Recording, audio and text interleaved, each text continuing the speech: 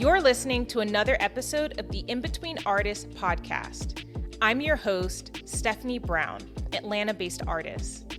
Every episode, you'll hear me interview another creative about their creative career. Hopefully, everything that you learn from their story will inspire you to start your own or keep pushing. Hey everyone, my name is Stephanie Brown. I'm here with my good friend Arshley, and thank you for joining us for another episode of the In Between Artists podcast. Thanks for coming. Thank you for having me. I'm super excited because you are honestly one of my favorite filmmakers. Listen, that's I don't know, that's humbling right now. You gotta be blushing. Like, oh my God. We'll roll it back with just a little bit of context. So 2019, I was a Tila Studios fellow. That was also year 2 for me in Atlanta. And Arshley was the videographer. Yeah. Did all our promo pieces. And I think that was one of the earliest times that I don't know, like your approach to film made it feel different for me. Like in grad school, you know, they did film stuff for us for our thesis and that kind of thing. But it was very like straightforward. I mean, it was great. But I don't know. You had flavor. Thank you. And you were from Florida. And I was just like, okay. That helps. Yep, it does. No, it's funny because, you know, I never went to school for it. So I didn't really know the approach and said, let me just be myself. Yeah. And so just meeting you and everybody was just pretty laid back. And I think you always just focused more on your art and making sure, you know, everything was perfect, which it was. And it made my job way easier. And believe it or not, when I met you all, when I filmed you all, that's when I began to scale. Because I was doing recaps. Okay. I still do some recaps. But, you know, I was and like. You were doing weddings. Yeah, I'm doing some weddings. Oh, God. Don't remind me of that. Please. No more weddings. No more weddings. I think I ruined enough weddings. Sorry. I'm sure they thought it was great. Yeah. But I'm so excited for you to be here and share more of your story because, you know, like I've shared before, when it comes to this podcast, it's really important for me to share multiple stories with people. There's no one linear route to being an artist. Absolutely. And navigating your creative career. And I think that you've arrived, but you're still arriving. Absolutely. You know, and you're still figuring out like where you want to go, but you're very sure of who you are. Right. And like the types of work that you want to do. And when I think about, when I started the idea for the podcast, I was like, okay, well, when I think about who I want, I was like, who is thriving in their career right now and not even halfway done yet? Wow.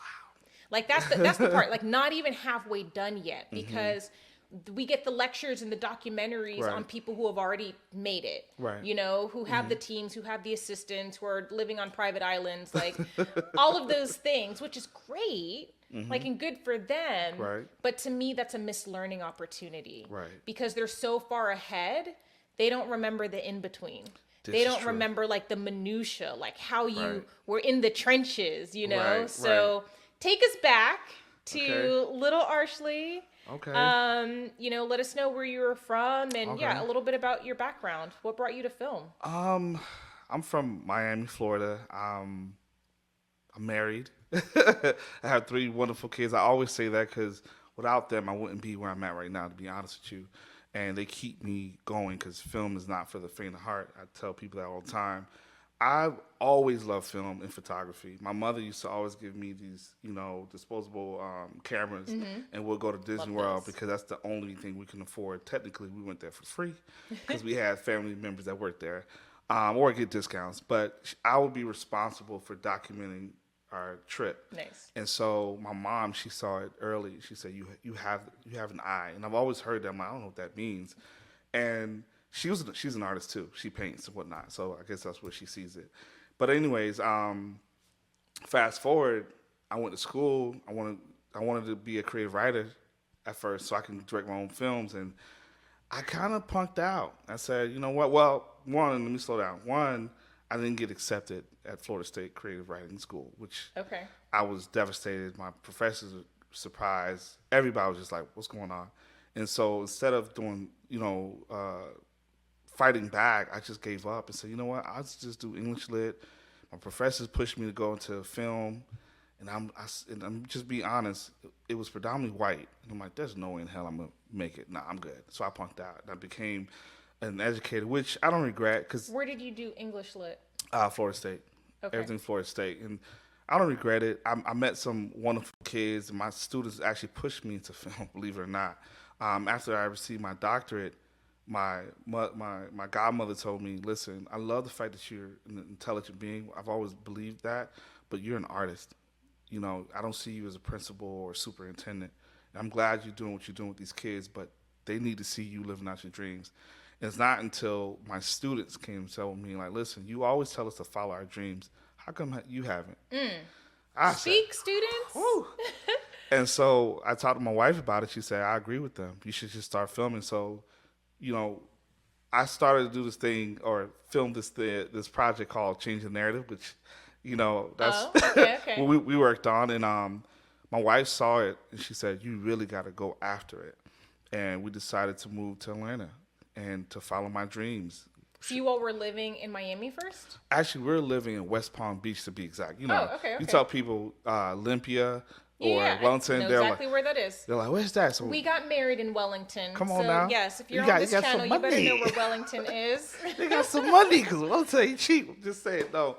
But no, I'm from Miami and grew up there, but moved back when I got married and I decided to live in Palm Beach. It's better for the kids.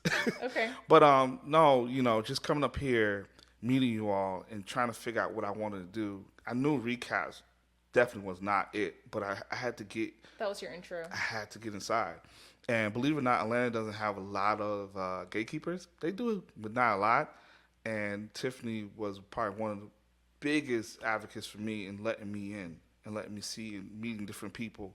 And, you know, Stephanie Owens, also another person who let me in and allowed me to... National Black Arts Festival Executive Director. NBAF one time. But no, honestly, just going through that and them allowing me to navigate through my own process and creativity helped me to become the person I am now as a filmmaker. So how many years have you been in Atlanta? Right now, 5 years. Oh, we've been in Atlanta at the same time. Come on. Wait, what month did you move?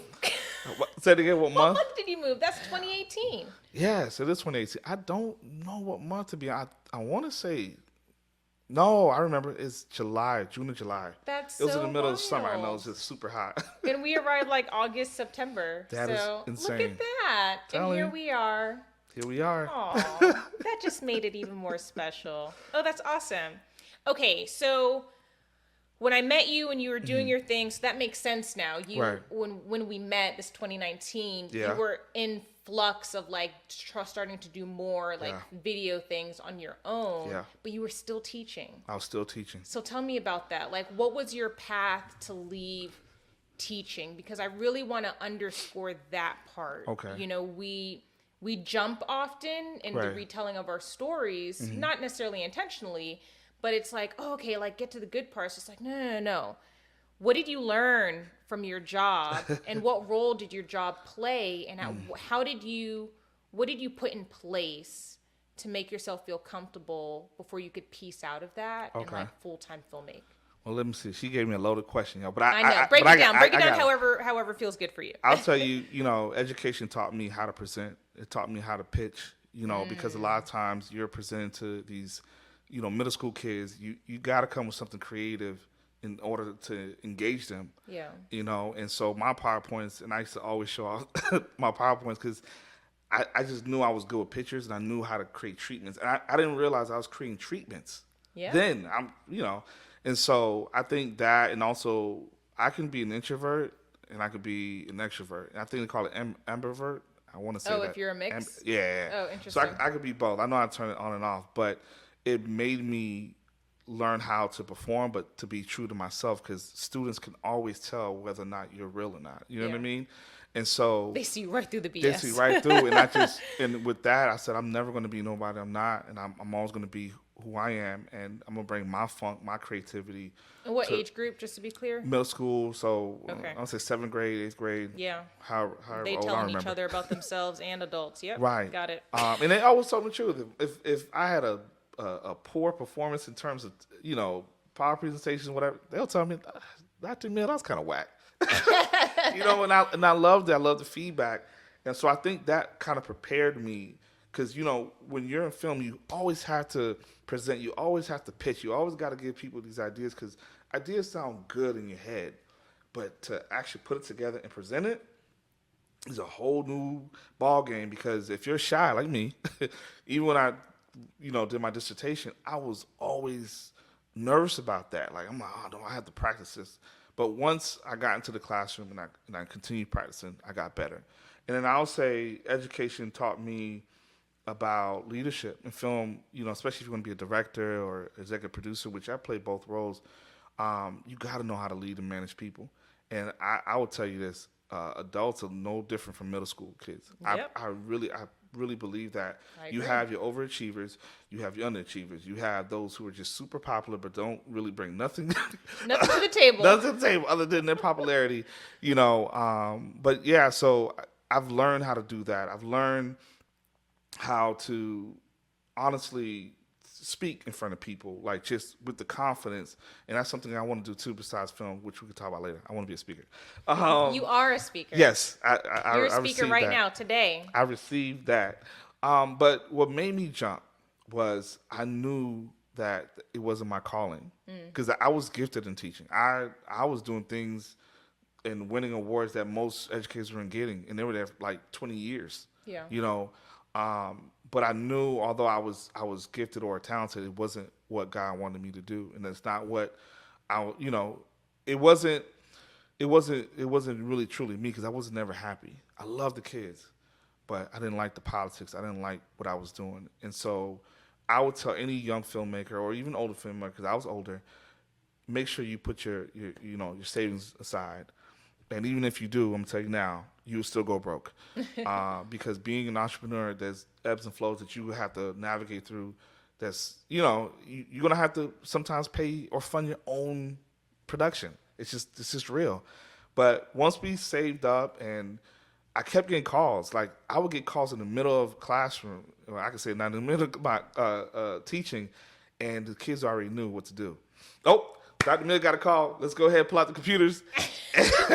And I will broker a deal right there, and it'll be crazy. It'll be like $1,000 here and another $2,000 here, and it was small money then. But I was just so excited. Oh, they're calling me. Yeah. Like, this person's from California calling me. I love that. And so once I'll tell you the catalyst that really just drove me to go was my wife said, you need to go ahead and quit and focus on film. And she said, God was telling me if you don't, you're going to lose out on a huge opportunity. I said, babe, this is my last year. I probably got like 6 months, right? And I'm like, okay, let me think about what she's saying. And then I said, nah, I changed my mind. I said, no, I'm going to stay. The kids need me. And that was the thing. I was so loyal to them that I forgot about me again. Yeah. And believe it or not, I had a phone call. Goldman Sachs called me and wanted me to do a narrative commercial on Black women. Oh, I've just finished with you guys. I'm like, I could do this. This is easy. I've worked with, some dope Black women. I do this, what I do. And they were like so excited, wanted me to come and to New York and knock it out. And they're like, okay, so when can we, expect to hear from you? Oh, Monday. What time? 3:00. What about 7? No. Are you on another set? I said, no, I'm a teacher. The lady looked at me, and I'm looking at your husband right now. They can't see your husband. That New York look, because you're from New York. Like, really? Okay, thank you for wasting our time, pretty much. She didn't say that, but she's like, when you decide to do this full time, go ahead and give us a call, but we have to go. And it was like, boom, a Zoom call, done. I'm like, damn. Door closed. I won't tell you how much money it was going to give me, but it was a lot. And I was so hurt. I told my wife, and she said, I told you. And from that moment, I decided to go ahead and give my 3-month notice. I said, I'm going to finish it out, whatever. And everybody called me crazy. People said, man, listen, you're in the late 30s. What are you doing? And let me tell you something. When God calls you to do something, that's between you and him. Yep. It has nothing to do with anybody else. You got to obey. That's it, because it's going to happen. And I've been fortunate to have many documentaries, even a feature right now on PBS, and I was a DP for it. I have another documentary on PBS, and we're working on the future, which we won't talk about. You and I know what's so like again, it can happen. You just got to know that this is what you're called to do because it's not easy. But if you're dedicated and consistent, it can happen for you. All right. So let me know about how you navigated your career after leaving, and actually not even after leaving, but like leading up to that. You've now put in your notice. Yeah. How are you preparing for that? Because you are married. Yeah. You do have kids. How many? How many you had at I the had time? three monsters. Yeah. But how many did you have at the time? Two. Well, actually two. But one was on the way? One was on the way. One Yeah. was on the way. Yeah. Okay, because I remember her being pregnant. Yeah. So yeah, tell me about what that transition period was like for you. Yeah. And how are you preparing yourself financially and your family financially? We were saving as much as we could. You know, as a teacher, I wasn't getting paid a lot. I could say it. I don't care. It was like 40 grand. I was like, man, this is not going to cut it for me. Teachers are highly underpaid. Highly, and we worked so hard. And sorry, can I just underscore for a minute? What's that? That's a $40K salary, and you got a PhD. That's all. Yeah. Be a teacher if you want to. I mean, no. I love my teachers and I appreciate y'all, but y'all highly underpaid. Yeah, undervalued. And undervalued. And yeah, this is why so many teachers like work multiple jobs or they adjust their lifestyles accordingly. Right. But yeah, that's wild. Yeah, and so I mean that part it made it easy for me to jump, and then but I did have an opportunity to become an assistant principal, but I was still kind of like taking the chance because they had other candidates, but they want to hire within. And I just, again, I knew my calling didn't involve money. It wasn't about money because I've worked for 12 years as a teacher and was not making money, but I knew how to hustle outside of that, and I just got tired of that too. But for me, I had to save. I had to make sure we had something, and we did. And, we were smart on money. We're not into the materialistic goods. I love shoes. That's my only bad thing. I love sneakers. It's not a bad thing. You like what you like. Right.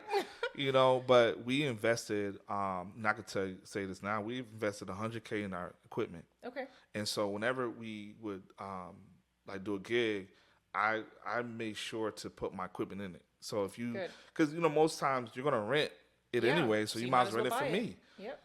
I buy it, you rent it for me for that day, and that's how we did it. And so we're able to pay ourselves back within the year. So but I'll tell you, 2020 for most people they went down, we went up. 2021 went up. 22 is like this. 2023 is like this, but then boom, you get an opportunity and it comes out of nowhere. Yeah. You know what I mean? So you're prepared to receive it now. Yes. Because you're in it. Yes. And you've invested the necessary tools and equipment and to be present for it. And the team. And okay, well let's talk about the team though, because you were riding solo. Yeah. And we actually haven't even talked about the name of your business. Timberhouse Films. So when was Timberhouse Films formally born? And when did it become no longer a one-man team? Right. I think 2016 or 2017. My wife was we always had the name. Like my wife and I made up the name together. We just wanted something that just represented who we are. We love being home, right? And we love feeling cozy, even though I'm not really an outdoors person. Probably would never go to the mountains. I probably would. I don't know. But we just wanted very log cabin business. Yeah, and so but we also looked at it as Timberhouse is just like the front man or the representative of what we really want. Because in most homes, or if you want to look at scripture, God's house mansion, whatever, has many rooms. And we felt like there's so many different gifts within ourselves that we want to explore, not just with us, but our kids. Yeah. So that's with Timberhouse. But, you was asking how long, right? How long until you were a solo, from being solo to like a team? I think after 2020, I realized I can't do this by myself. We were scaling so much where it was to the point I had to give jobs away. And that was bothering me. I'm like, man, as a businessman, like, no, that makes no sense. As a friend, that was great. You're like a year in. Yeah. Post leaving. Yeah. And you're just like, I need help. Yeah. And what role because I'm sure your wife was supporting you. What role did your wife play in the business, and what role does she play now in the business? She was always an executive producer. She always made sure, even as an educator, she would make sure everything was on the up and up, permits, whatever. But she also, was the money person. So not again. I know we talk about this off camera. I wasn't the best businessman. I've always been a hustler. That's all I know. And she was more business savvy than I was, and she taught me how to negotiate. Acumen. Right. And there's times where I just throw her to the wolves, or really vice versa, because she would eat them up, and we'll get the money. But we would do great work. So I think that made it great.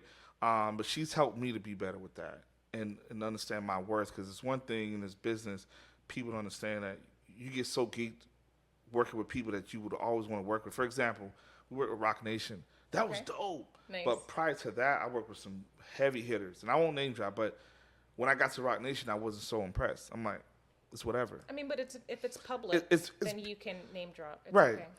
It's right. But it's beautiful, right? I wasn't caught up in that, because once you get caught up, that's when they'll take advantage of you. Yeah. Because in your mind, you think they're better than you. In reality, they need you. Right. So it's like, I'll do it for nothing because of this name. Right. It's just like, both things can exist. Exactly. Like, you can be super excited and pumped, but like, this is still what it costs. Absolutely. So, I forgot another question. I know you had a little question. I think I answered it. Yeah, you did. No, you're good.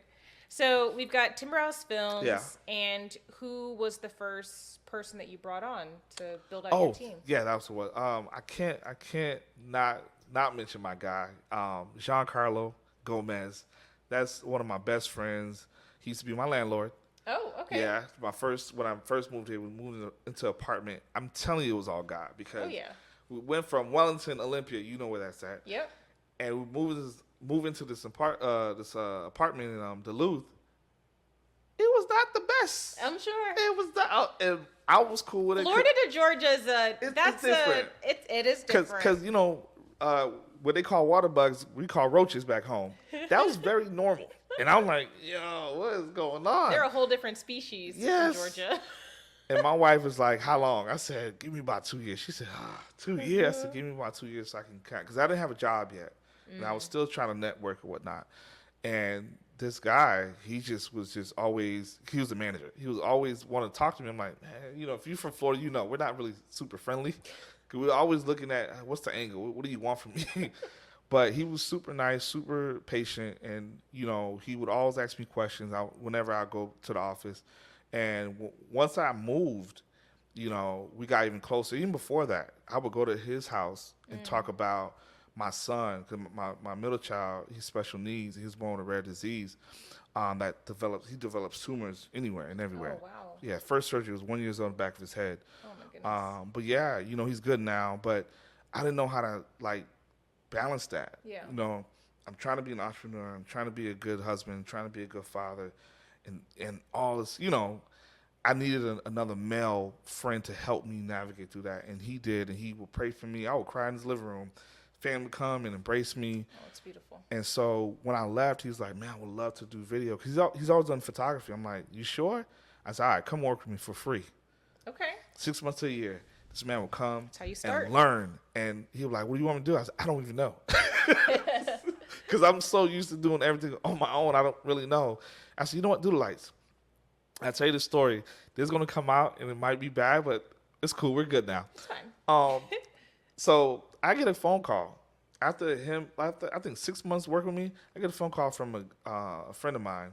Said, hey, we need a DP, and this is for a PBS documentary. And they never told me that first. They told me for this guy named, I want to say his name. He's going to know. Some guy. Right. And I said, okay, fine, let's do it. So we go to South Carolina. He said, before we go to South Carolina, they asked, do you have a gaffer? I said, yeah. Of course I lied. I didn't have a gaffer. I didn't want to miss out on the opportunity. Because I learned you have whatever you need. I learned from Goldman Sachs. Yep. I can't tell you the truth because you might not hire me. Sorry. So he asked me, like, why would you do that? I don't know what I'm doing. I said, don't worry, I'll teach you. I know lighting. That's easy to teach. He said, but I'm on vacation. So he said no. I said, oh my gosh, what am I going to do? I already said yes, he's coming. And so I called him back like 2 or 3 times to listen, this is how much they're paying you. Stop it. I even took some money off of me just to make sure he was taken care of. And came off of vacation real quick. Real fast. With a suntan and all. And we drive and we go there. And I tell you, for the past, well, I think for the next 6 days or so, he killed it. And I told him, we're in the truck, we were praying like we normally do. And I said, man, God is telling me to tell you, bro, you're a gaffer and you should start your own business, and that's how the relationship developed. I don't have any lights. I gave him all my lights. Oh, and he bought his own lights. In 2 years, he had maybe over $50,000-$60,000 worth of light that he bought. And so just building with him, and then now whenever I'm hiring somebody else, I'm always going to him. I make sure he gets jobs. He makes sure I get jobs. It's kind of like the Atlanta way. Yeah. Everybody look out for everybody. Yeah, and that so, is a beautiful thing about Atlanta. And I'll say this, one important thing. If you have a team, make sure they all have that LLC. Because there's going to be a time where somebody's going to call you. If you're a director, DP, they want you. They don't want your crew. They just may want you. So you don't want people to be dependent on you. Like they have to be independent. They have to Well, they're all independent contractors. Right. Yeah. Because a lot of times they're not full-time employees of Timberhouse. Right. And I don't want it that way. I don't want you to feel like you're in prison or you're locked down. You're going to work for me exclusively. But if you want to do that, that's on you. But I want to still give you the opportunity to be your own boss. I love that. Let's talk a little bit about something that you mentioned earlier. Is, you hired this person and you're just like, oh my God, what do they do? Right. And I think when you're so used to doing things on your own, or if you identify as being like hyper independent. Yeah, that's me. It's like, just raise my hand right there on that. It's hard to delegate. It is, very. So how have you learned to delegate? Because as I have viewed film teams, like it's a lot of teamwork, it's you're managing a lot of people and focused on what you're doing and what you got to do tomorrow and maybe even what you did yesterday and what you liked or didn't like about that. Right, so like, right. How did you learn to delegate and where are you at with that now? I think honestly, in the beginning was easy because he made it easy for me because he put in the work. Oftentimes we look at leaders or look at teams. Oh, it's the leader's fault. Okay, you also got to blame teammates. What are they doing? Yeah. Because before we went to South Carolina, this man looked at every video. I sent him some. He did his own research. And did more. And he would call me every day. This is what I learned, just to reassure that, hey, you made the right choice. Yeah. And I had confidence in that. And I think too, going back to education, if I did my job and I put in the work and I gave the best example and I work with these individual students, they're going to give me the best,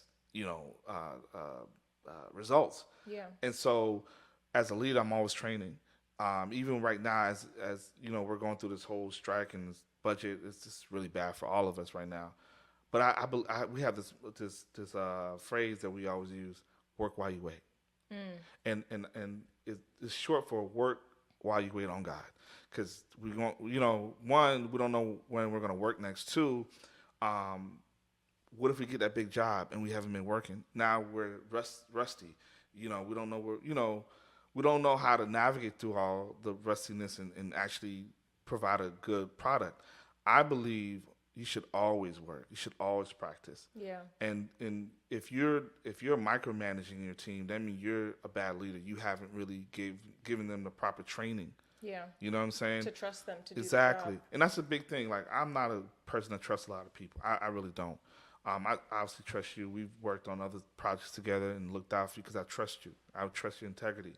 But when you're on set, you have to develop that relationship. I don't call my team family because they're not. I'm just going to be honest. I'm not in that corporate where, we're family.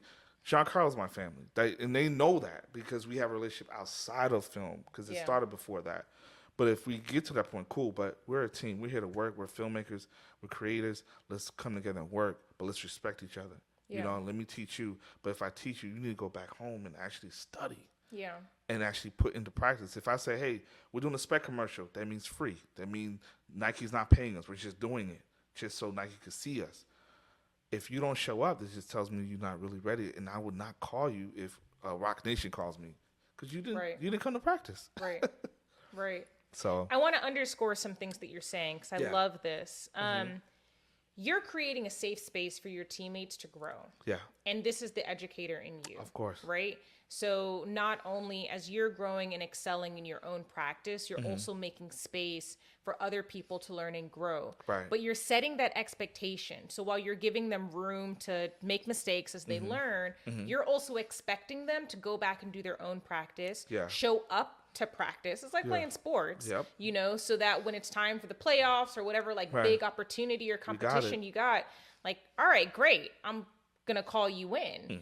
And I think that's really important to underscore, because a lot of creative people just get stuck in the, it's not happening for me. What's next? I'm not sure. All that uncertainty, and it just delays progress. Right. And do you have a portfolio to show for anything there? You know, what's in that work while you wait? I mean, I think that's beautifully said. Yeah. You know, how are you preparing for your next opportunity? But also, how are you working on personal work too? Yeah. I mean, you're not a filmmaker just to do stuff for other people. No, absolutely not. I mean, we have a couple of things that we talked about off air, off camera, that I've been working on. But it's always hard because, you know, if an opportunity presents itself, I have to go there and take care of business because I got bills to pay.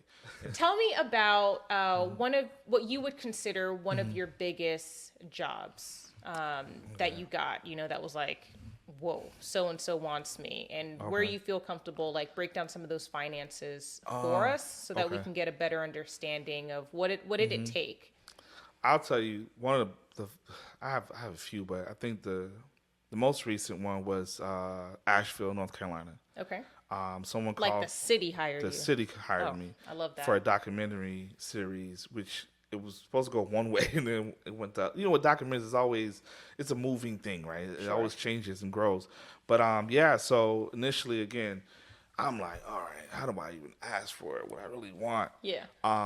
And what helped me to make the decision on what the sticker price that I wanted, especially not just for me but for my team as well, was the work that I did already. You know, the amount of documentaries, the amount of interviews, the creativity that went along with it. I've learned how to pull my own audio, so I've trained other people to do that. There's times where I had to pull audio still because somebody was sick or something, because we were dealing with COVID still around that time. Yeah. You know, they even wanted me to put a car mount. Oh, wow. And I'm like, okay, yeah, I got that. Bought it, $2,000. I invested in myself, but I'm like, you know what? I'm going to get that money back because I'm going to add it to the invoice, which I did. And I'll tell you, filmmakers, seriously, if you want a particular equipment, man, and you get a big job, have them pay for it. Yeah. My Easy Rig, something that, you know, holds your camera and keeps it steady. Somebody paid for that. I didn't pay for that. They paid for it. And I think, you know, honestly, just doing all those spec works and working while we're waiting helped me to, one, know my worth, and also gave me the confidence that I needed to know that we're going to be efficient. You know, so I'll tell you one price from my gaffer. I'll tell you his number is because I don't want to tell my numbers too much. But with him, it's $1,850 a day. Okay. Remember, he's doing this for 2 years. Yeah. And he's gotten to that. He's always asking what you think. I said, man, look at what you're using. Think about your gas, your mileage, and then also think about what you've done and what your service should be, what you should charge for your service. And also look online. Yeah. It's always a breakdown. You know, there's high-end gaffers, high-end directors, high-end DPs that could get $100K. Yeah. I may not be there yet. That's okay. Yeah. But it just takes the time of, it takes time, and also takes your dedication. Yeah. And I'm telling you, just for that job in Asheville, I probably spent $5,000 to $7,000 of my own, and I already had $100,000 worth of equipment. Yeah. But now they're requiring me to go to scale on another level. Right. And using equipment I never used in my life in the mountains, and I'm risking my cameras, my $10,000 camera. So I take that back. I spent $17,000 because I had to buy another red camera. Oh, wow. Yeah, because we needed two and I only had one. Wow. So, again, this is not for the faint of heart.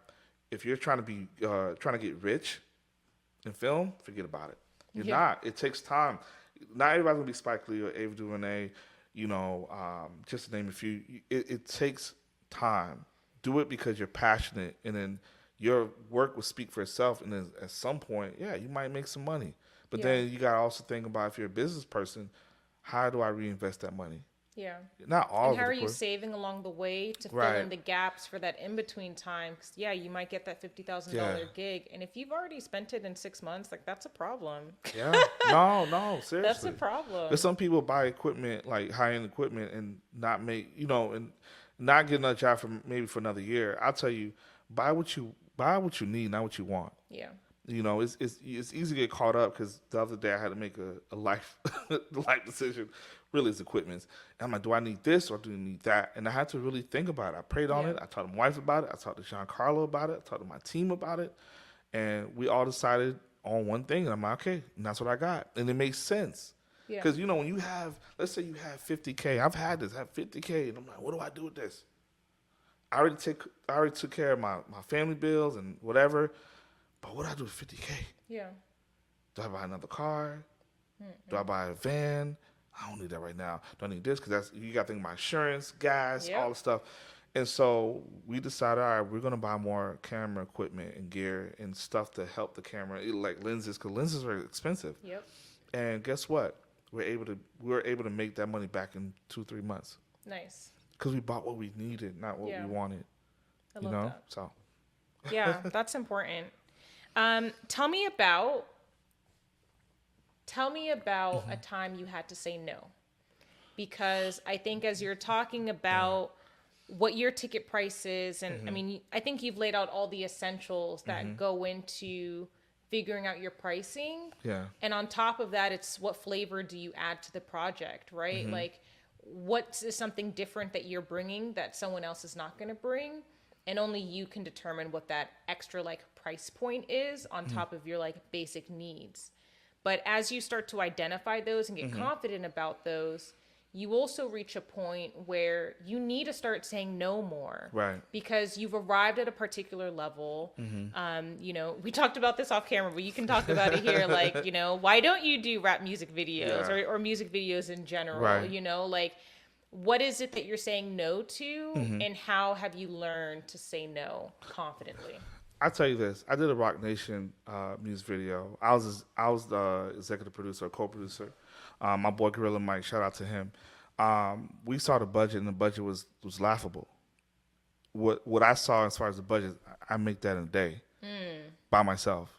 And I just looked at him like, what is this? But of course, I got a team who needs to pay their bills, and also who believes in me and felt like this is a good way to kind of scale and grow. Because being it's a brand investment. Right, because I've never really executive produced something that big. And so we did it within, I think, 2 weeks. Okay. Had a great team around me, and we knocked it out, and they were just so shocked how we got everybody there, because the budget was bad. I don't want to say, because I don't want to embarrass my boy Gorilla Mike, but even he thought it was kind of crazy. Yeah. But we had people who believed in the dream, believed in this young man, Dixon, he's a phenomenal talent, singer, whatever you want to call it, and a director by the name of I forgot his name. Sorry. It's okay. But I'm thinking of his IG name. But he's a great director, and I believed in him. And I'm like, you know what? Let me just take one for the team and learn. And once I learned that, and I knew what I could bring and what I brought, because a lot of it was us, because they're coming from California, and we're doing all the man work, but they're good people, and we did it. But I'm like, you know what, good people, that's good, but in business, you always want to look out for your brothers and sisters, but at some point you're going to have to say no. And I've had people come to me after that, oh, we'd love for you to direct or executive produce music videos. I even had Gorilla Mike, their agent, they wanted me to work with them full time, and I said no. And I told him, he'd been trying to court me to do this for a year. He said, man, you be a director, easy money. And it was. Yeah. But I got tired of writing treatments for artists who I don't even really care for. I don't really like, doing rap videos anymore, because it goes against what I believe in my brand. I got into film because I got tired of watching certain television shows. Empire, I don't care however they feel. I just got tired. In the beginning, I loved it. Then after a while, I was like, man, it's the same drama, same toxic behavior. I don't want to show that. And so, you know, rapping is great. I love rap. I love hip hop. But when you're talking about, you know, calling women bitches and hoes, and you telling these kids to do drugs, and I can't do that. And I've always promised my eldest son, Zion, and even my wife, I said, you know, you can always come to my office. I have an open door policy. If I can't have him in the room while I'm editing because what I'm editing is inappropriate, then I don't need to do it. Oh, that just took me back to when I asked you to do behind the scenes videography for my nude shoots. You remember that? And I'd never had someone come into that space before, but I knew what I needed. Yeah. And I trusted you to be able to deliver that. Yeah. And you told me about that. Yeah. And you were like, this is an exception. Right. Because of the way that I shoot. Right. You know, right. and because of the way that it is. But yeah, I remember that. Yeah. And I really honor that. I think it's really important to know your values. Yeah. Because you can't say yes to everything. You can't. And what I love about the example you shared is that, you know, yes, the number was too low. Yeah.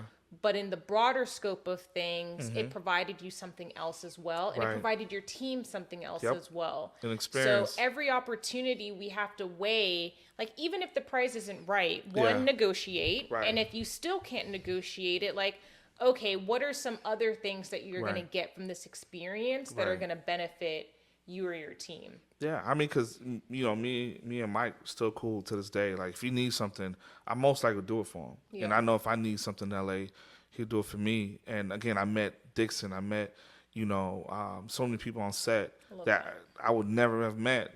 But you got to know, you know, hey, I got to take care of my bills at the end of the day, you know.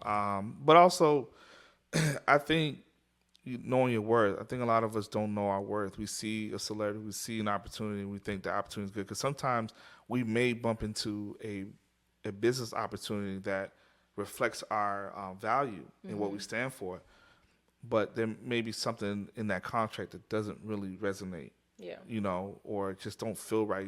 You might just need to, you know, walk off. I've walked away from thousands, and I mean $10, $20, even $50,000 jobs, and that could have really set me up nicely business wise. But would I be able to sleep at night?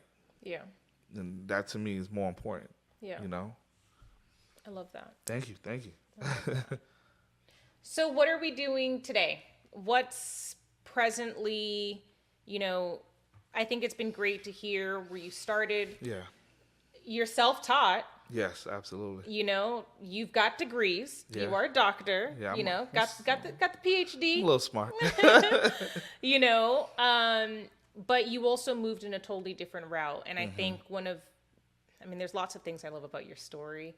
But I think something that I just want to underscore for people to take away is that when you're blessed with so many gifts, it's okay if it's just for a season. Right. Because all of those things are transferable. Absolutely. So I think hearing your history as being an educator for so long, and then seeing how you still very much so are an educator. Absolutely. And that resonates a lot with me because I've always danced around art education and gotten into curriculum writing, and that's very much so in line with the type of artwork that I make and like the installation art that I do. Like I'm all about like people learning and like growing from an experience.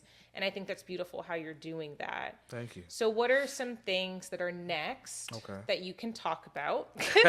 What are some things? Because this is the thing too, right? Like in the world that you're in, as you continue to scale, you're going to be under more NDAs, more projects that you can't talk about until it's live in public. So, you know, people are going to see Arshley cheesing and they can't know why he's cheesing. But yeah, what are some things that are up and coming for you as an individual, but also Timberhouse Films? Timberhouse Films is growing. It's growing, and, you know, it's going to be to a point where I'm not doing the recaps. It's now, I can say that now. Honestly, there's people that do recaps for me. There's times where, you know, again, I have to give jobs to other people who've given me jobs. And I think, Timberhouse is about that too. We're not just about selfishly making money for ourselves, but making sure the community of filmmakers eat too. Yeah. Because, there's a time where I wasn't eating, people looked out for me. Me right now, what's next? I'm working on a feature. My first feature is actually funded quite nicely. I can't talk about it. I wish I could. It'll be out soon enough. It'll be out soon enough. October. You'll see some behind the scenes somehow, some way. My producers are still working on whether or not we give real time behind the scenes. Yeah, they're still working on that. But it's a very iconic and very important piece that you would definitely feel, and respect and love. And God trusted me to do it. I'm excited about that. Other than that, we have 2 documentaries, shorts that we're working with South Fulton Institute. I want to give them their flowers because they believed in me last year, and I created something completely different from what they're accustomed to.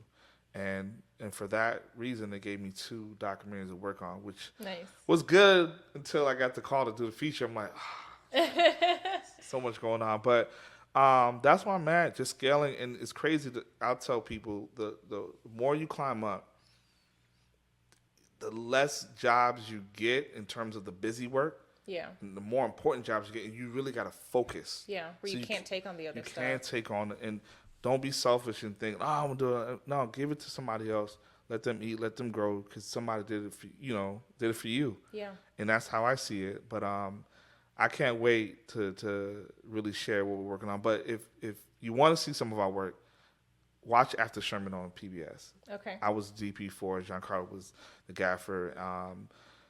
Then we have Young Kings. That's also on PBS. That's something we did with Jonathan Banks. And I think that's it. Okay. That's it. Where can people see the work of you and your team? Timberhousefilms.com. Again, PBS, Young Kings, After Sherman. Watch Dixon.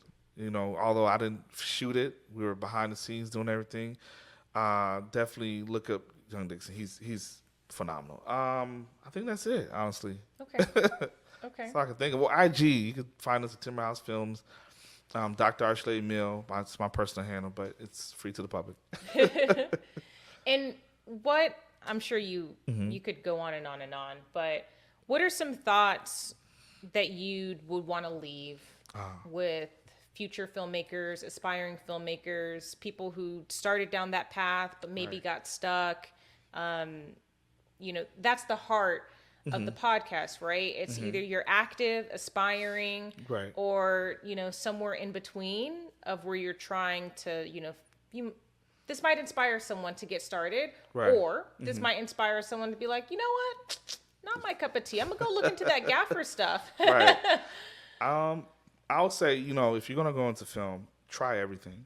I learned how to gaff. I learned how to grip. I learned how to DP, direct, produce, all that. And I know where I thrive the most, but don't be afraid to go where it's uncomfortable too, because that's where you can learn and become even greater. You look at people like 50 Cent, who was a rapper, and now he's an exec. That's crazy. But I'll really encourage people to try every aspect of film, because you'll be surprised what you're really into. You might really like sound. Yeah. I personally don't like sound. I can appreciate it because we need it, but I don't want to go through all that. That's nerve-wracking for me. I would say tell your story, tell your truth. If you can't see yourself in the film, if you can't see the people you grew up with and and love, don't do the film. Don't be a culture vulture. I only focus on things that I love and I appreciate, and that's why I can say yes to even a low budget. Because if I could see myself in it, if I could see that the story can change a generation of people, I'm going to do it. Yeah. And don't do it for money. That's my other advice. Don't do it for money, because if you do it for money, I promise you're not going to like it. Yeah. Money is not going to fix everything. I made tons of money, and I hated some of the jobs I've done in the past. But now I know what I'm worth. I know what story I want to tell, and I stick to that. And I just trust God to walk me through the process. I love that. Thank you. Oh, that's so sweet. Okay, so I could totally close right there, but I do have one last question for you, just because you mentioned it a couple times. And I think it's really important because it's something that I've had some personal revelations about. Hustle culture. Yeah. And I want to be really specific that like hustle culture and the idea that like you got to always be making money, like what's next, where is it coming from, all those different angles and stuff like that. Not necessarily selling drugs. But I think what's apparent in your story, and this is something that I've discovered for myself and I aspire for other creatives to identify for themselves, is at what point do you stop hustling and you get focused on what you're about, your truth, and what you're trying to do. And, you know, you were saying like hustling was all you knew. And then you got this beautiful wife who had this business acumen, was just like, no. Right. This is what we're going to do. Right. So what was that transition for you? And what does a life look like for you not hustling? If you want to kind of compare the two, like what did hustling for you look like back when you were doing that? And what does that look like for you now? Hustling was very competitive, very money focused, money hungry. And I don't say money hungry like I love money. No, I need money as a tool. But I wanted it. I didn't want to be without. Hustling also just means that you do whatever. And I never liked that. And that, you know, I would take on jobs that I really did not really want to do. And I would just do it. And then I'll feel guilty about it. But, you know, when it comes to business, my wife being, you know, business savvy, she was also spiritually, like, focused and way more mature than I was. And really broke it down to me. She said, like, your hustling just means you don't trust God. And you're trying to engineer your way and be your own God. Say that again. Hustling means what? Hustling means you don't trust God. And you're just trying to really engineer your way of just, you know, making moves without him. Shout out to the wife. Shout out to her. And I'm going to be very transparent. I'm right now going through it. I'm going through that transition. I thought I was going through a storm, and guys like, no, you're going through a transition because you think you're me. You think you can hustle your way out of this situation. You need to focus on Eric Garner. Take that back. Take that back. So, damn, that was we good. Need to focus on. Okay. You know, God was just telling me you need to stop trying to engineer your way out of your situation and know that this is not a storm. This is a transition. You need to trust and do the work because, like I told you before, the feature we're working on, it needs my attention. 100%. I can't do a recap here, do this part here, do that. No time for that. Nah, we're going to the bigger leagues, and not to say I'm better than anybody. No, it's a different level of thinking and mindset. And so it's a mental capacity thing. It is. It's like, it's not even like, it's not a levels thing. It's a mental capacity because the more important a project is that you're working on, like this feature, like it just requires more of your mental capacity.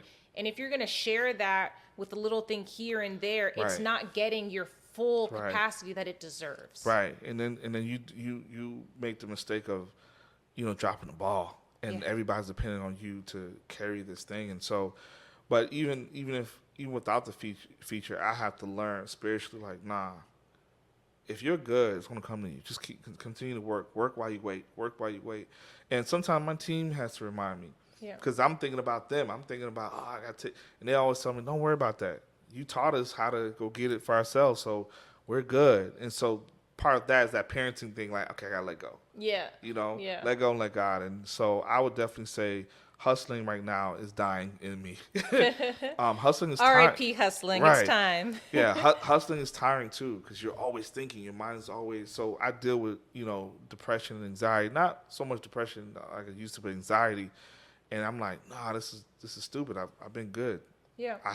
My wife doesn't work. She works full-time at Timberhouse. Nice. And so we've paid our bills. And I did a breakdown of how much I pay a year. I'm like, that almost gave me a heart attack. I'm like, oh, my gosh. And a lot of times we don't even market.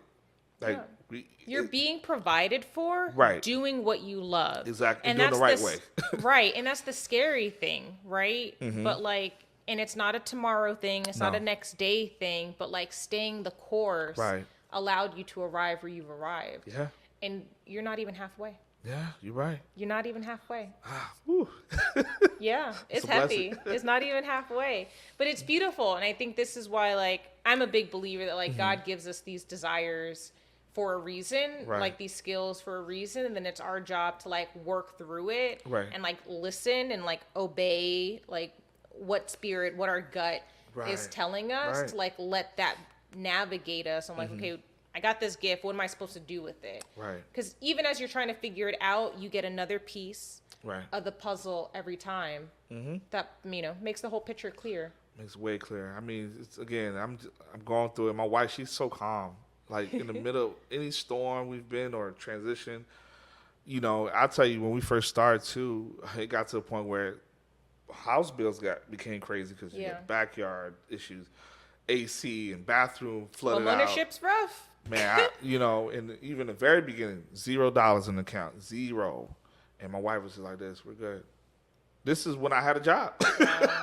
You know what I mean? And because things were falling apart, and we had to keep, you know, paying. And so now that I'm in a place where, okay, I'm not at that place anymore, but I'm always thinking about the next job. And I've learned, like, nah, be present. And I got to give Tiffany her flowers, because she told me this in California, Joshua Tree. She said, you got to learn to be present. You just got to learn to be present. Because whenever we talk, I'm always thinking about the next move. And to me, she's like a hustler, but she knows how to balance. She's savvy with it. Right, though. she knows how to balance. This is Tiffany Latrice, though, with Tila Studios. Shout out to her. Seriously, yes, that's my sis, man. But I've learned even that, just be present. The other day, and I told you it last night, my son says, you know, it's family night, what are we doing? And so my wife and I decided to take them to the pool. They love the water. So we're going there swimming and all that. And then they're like, okay, what are we doing after? So, all right, we get pizza. And then my wife is, you know, taking a shower. I said, you know what? I got an idea. We got this car bed that we bought like years ago that nobody uses. Brought it downstairs in front of this big old TV, and we had a drive-in movie night, family night. In the house. Watching, you know, the Ninja Turtles, whatever. I don't remember the cartoon, but they just loved it. And after that, we had a jam session with, I don't know how to say his name, Sampha, the musician. Oh, okay. Artist, right? Sampha. You know Sampha? Put us on. Which camera? Sampha is, okay. You know Solange, Don't Touch My Hair. Yeah. Yes. That's the guy who's singing towards the end, the chorus. That's him. K-Dot, Kendrick Lamar, father issues or whatever. I think it's father time. Yep. That's him. He has a beautiful, beautiful voice. When I tell you, my daughter's like this, and she's super hype. Just groove into it. I love that. I love it. So we had family jam night. So we thought about it on the spot. Like, you know what? Thursday nights, we're just going to be family jam night. We're just going to just listen to music and just chill. I love it. So, yeah. Aw, that's a vibe. It is. It is. So, again, hustling is good in the beginning, but as you get older, you realize it's not actually beneficial to your health, your mental health, your spiritual health, or just even your physical health. Yeah. Because then, and also even networking, you become this monster. Yeah. Because you're trying to beat everybody and create. When it comes to creativity, I feel creativity is not a competition. Yeah, absolutely. It's not.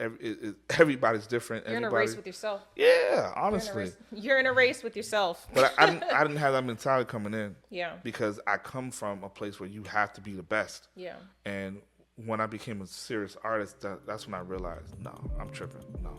Yeah. Because I love everybody's art. You know, who cares if you got a deal before me? Or I don't care. Right. I'm going to clap for you. I love it. Well, thank you so much for joining me. Thank you. This was great. You've already shared all your handles and where people can find you. I will be sure to include a lot of those details in the show notes as well, so it's easy and clickable. And thank you so much for joining us. Synonyms long to be back when young kid again, grownish at 18. The lost citizens had your back like glue.